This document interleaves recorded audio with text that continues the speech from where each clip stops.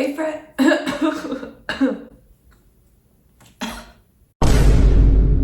Hi friends, welcome back to Brianna's Bookshelf.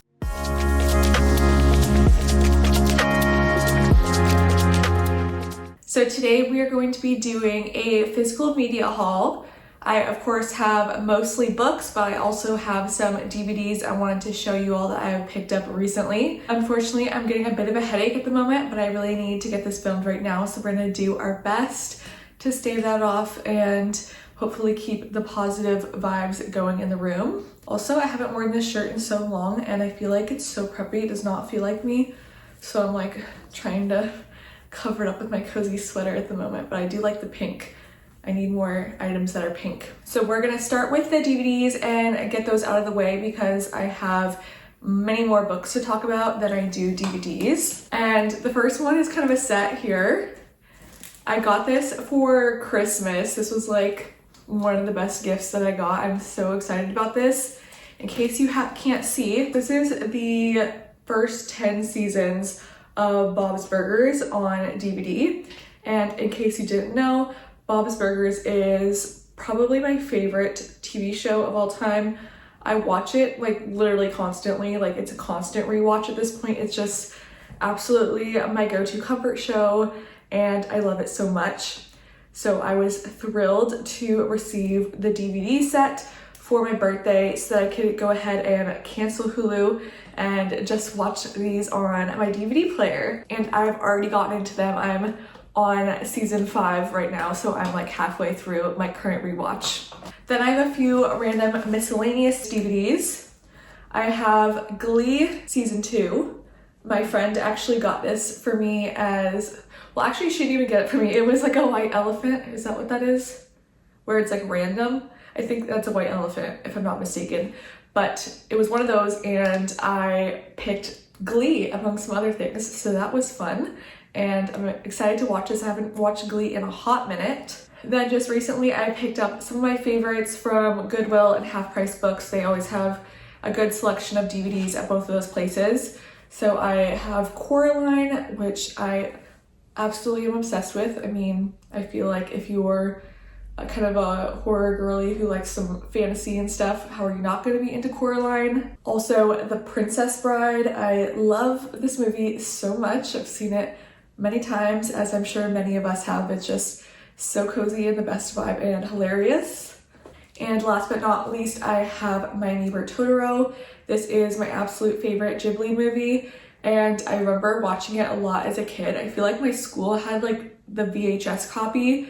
That was like the only VHS they owned or something, so we would watch this like every time we had to like watch a movie for whatever reason. I don't know what that would be, like the teacher was sick or something. We'd just watch this and I freaking love this movie so much. So I'm so excited to own it and be able to watch it. Now with the DVDs out of the way, let's jump into the books. I'm gonna try to keep my synopsises pretty quick here because I haven't read these. I don't really have opinions on them yet. And also I don't really know that much about some of them. So we'll just do like a brief overview of what I know.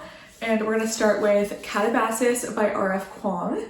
And this is a story about a journey into hell. I have actually started this one and I'm annotating it. So that's very fun and I'm enjoying it so far. But yeah, this has an academic rivals, a journey to hell. It references a lot of other literary works and I just find it very interesting so far. Definitely kind of a fantasy dark academia vibe.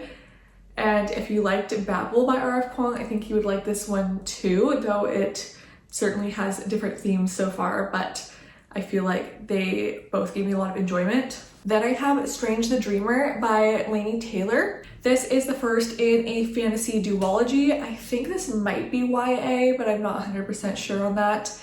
And this has been out for a long time. I remember watching YouTubers talk about this book years and years ago, and I just never had picked it up. I was a little late to the train, but I saw this at Half Price Books and I had to get it because I've heard it's so whimsical and yeah, that people really like this world, so I'm excited to dive into it. Then I have The Black Hunger, another secondhand pick, and I really don't know much about this besides that it's horror. It's fairly newish release, I believe, like last 2 years or so, and based on the cover, I feel like, and the title, there might be some sort of cannibalism aspect, and it's definitely giving medieval. So we shall see if I'm right about the cannibalism part. Then I have Everyone in This Room Will Someday Be Dead by Emily Austen. And I've heard so many things about this author and her different works, but this will be my first time ever reading any of them. And I think it's kind of like a literary fiction kind of vibe. I've heard that her books are kind of funny and like slightly profound at the same time. And I know that this one is about this woman who is, I believe, not religious, and she's a lesbian, but she ends up working at a Catholic church. And that sounds like, knowing that this author has somewhat of like a humorous writing style, I think that could be really funny and silly. So I'm excited to find out more about what that entails. Then I have Fantastic Land by Mike Bockoven. And again, I think this is either a thriller or a horror. Not sure which it's technically categorized as, but I've heard a lot of people say that this is their favorite like amusement park horror. And I have tried some amusement park style books before, like I'm thinking Hard Candy, and I think Hyde is the other one that I read, and I did not really like either of those. In fact, I really disliked Hyde, and I'm really hoping that I will enjoy this one, because I feel like a theme park, amusement park horror could be an absolute banger when done right. So we shall see how this one goes. Moving on to the next stack. First up, I have The Picture of Dorian Gray by Oscar Wilde. And this is like kind of a weird edition, honestly. I'm not sure how I feel about the cover, but that's okay. This was the only cover that my local bookstore had, and I wanted to support them. So I just went ahead and got this. And this is a classic. I have read this before, and it does have this kind of gothic horror vibe and a lot of commentary on youth, art, society. And in case you haven't heard, I'm going to be reading this with some of my friends in March, I think is when I'm going to start reading it. This is going to be part of our quarterly Classic Scares book club, and this is the first book we're reading. We will be doing a discussion over on Brooklyn's channel from Brooklyn's library. So I will put all the details about the Classic Scares Club down in the description box in case you're interested in joining us. But yes, this is the first book we're going to be reading, and I'm so excited to reread it because I really enjoyed it, and I would love to annotate it this time around now that I finally own the physical copy. Then I have The Secret Service of Tea and Treason by India Holton, and this is the last in a trilogy of kind of like cozy fantasy romance books. They're very wholesome and very funny, like kind of a romantic comedy fantasy kind of vibe. So the first book was about pirates, the second book was about witches, and the third book is going to be about spies, but they are all set in the same world. So I'm expecting a little bit of crossover with characters. And if you enjoy cozy fantasy at all, I would really recommend this series. It's fairly light on the fantasy, but is really adorable and wholesome. There's such good banter, and I feel like I really enjoy reading these books come like spring and summer. They just feel like a light, fluffy, but still interesting romance. Then I have Ghost Eaters by McLeod Chapman. I think this was a rec from Sarah from Wicked Reading, probably, because I feel like I get so many recs from her.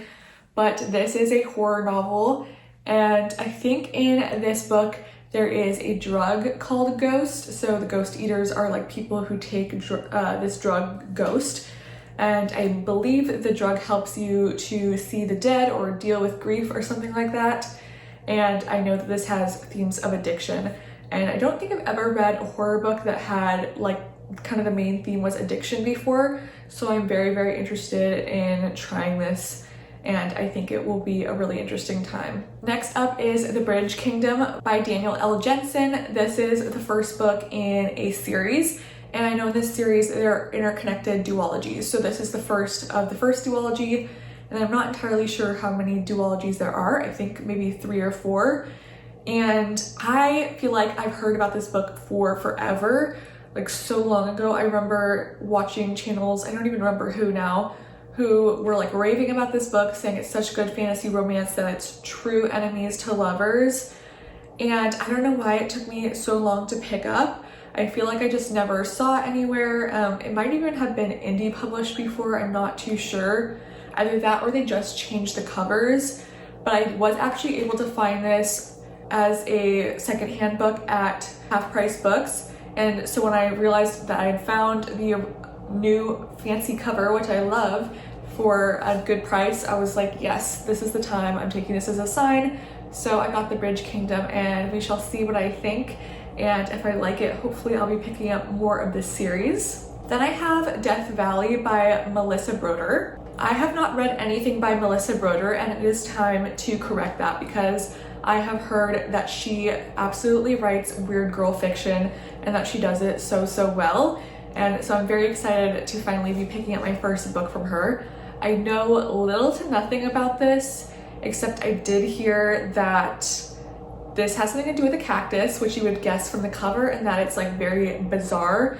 I think that the main character in this like makes some sort of connection with this cactus, or like goes inside of it or something like that, and that sounds just so trippy and strange, so I'm super excited for this one. Then I have Bury Our Bones in the Midnight Soil by V.E. Schwab, and this is another one that I knew I'd wanted to pick up, and I was able to find it at Half Price Books used, so I was like, now is definitely the time to buy it while it's at a good price.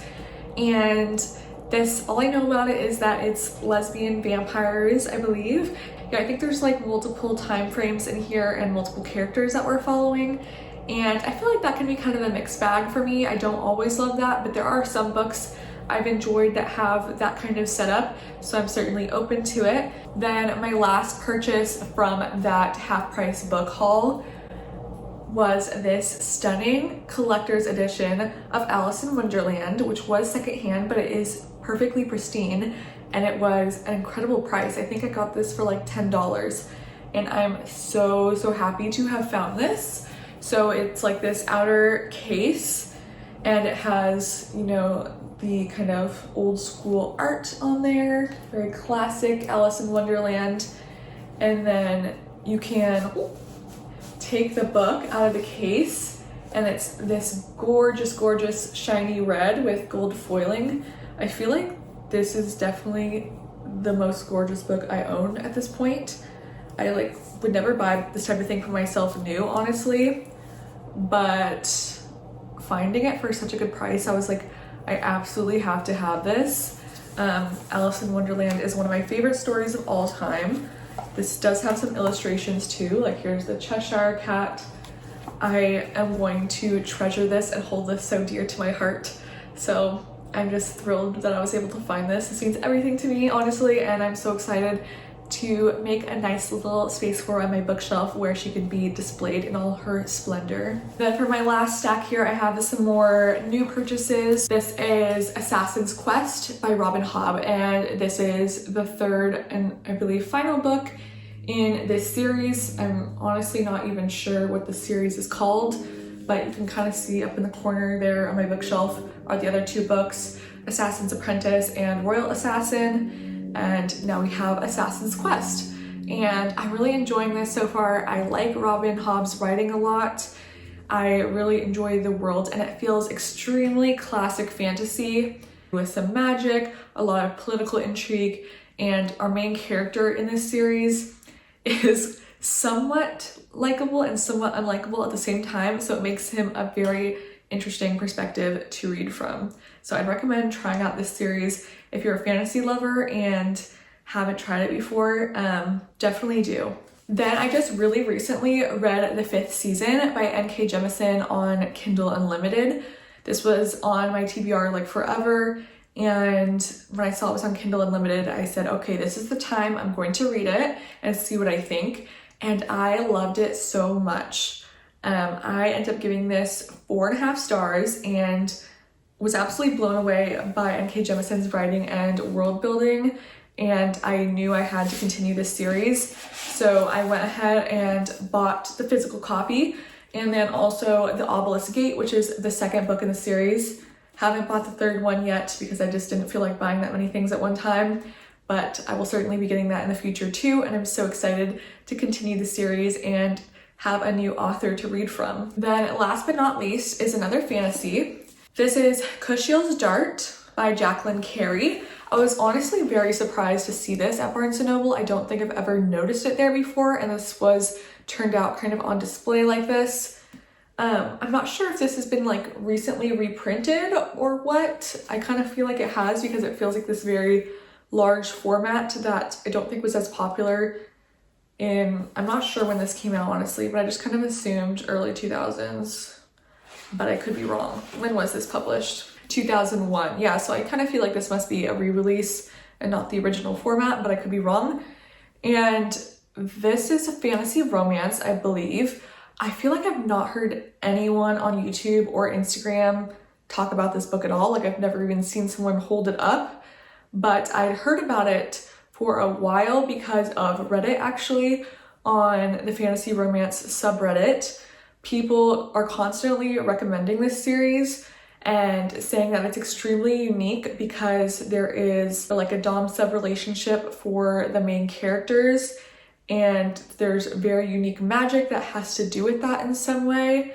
And that's really all I know about it. But I was like, I feel like no one talks about this. It seems so unique. And then seeing that it was, you know, turned out at Barnes & Noble definitely caught my attention. But now we're finally gonna read this and find out if this is as good as people on Reddit are saying. The most random place to hear book recommendations, but we're gonna find out what we think. Okay, so those are all of the books and DVDs that I have picked up recently. And obviously I'm so excited to watch and read all of them. And I appreciate you all hanging out and watching this video. Let me know if you like any of these books or movies or shows, which ones I should get into first. All right, thanks friends, bye.